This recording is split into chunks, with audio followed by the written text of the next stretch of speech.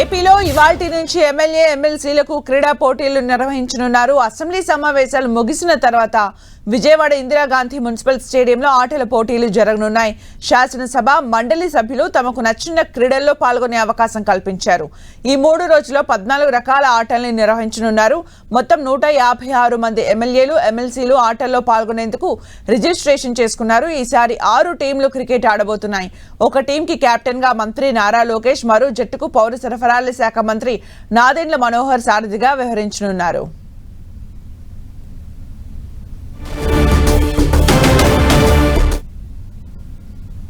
YCP వాళ్ళని కూడా పిలవడం జరిగింది.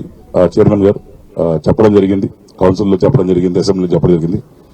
ఎందుకంటే వాళ్ళు కరెక్ట్ 11 మంది ఉన్నారు. క్రికెట్ కూడా టీం తయారవుతారు. వాళ్ళు వస్తే కూడా బాగుంటుందనే ఒక ఉద్దేశం ఉంది.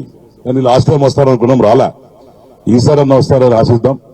వాళ్ళు వచ్చి ఆడతారేమో చూద్దాం. ఎందుకంటే నాకు ఒక ఆశ ఉంది. ఏంటంటే ఒకవేళ జగన్ బౌలింగ్ చేసినా బ్యాటింగ్ చేసినా లోకేష్ అన్నప్పుడు ఆడితే బాగుంటుందో చెప్తున్నాం. మాకు ఆశ చూస్తే అది చక్కగా ఉంటుంది, అది కనువిందుగా ఉంటుంది. పైగా అది సాధ్యం అవుతుంది అనుకోను. ఎందుకంటే స్కూళ్ళకే డుమ్మా కొట్టేటోడు వచ్చి ఆడతారని చెప్పి నేను అనుకోను.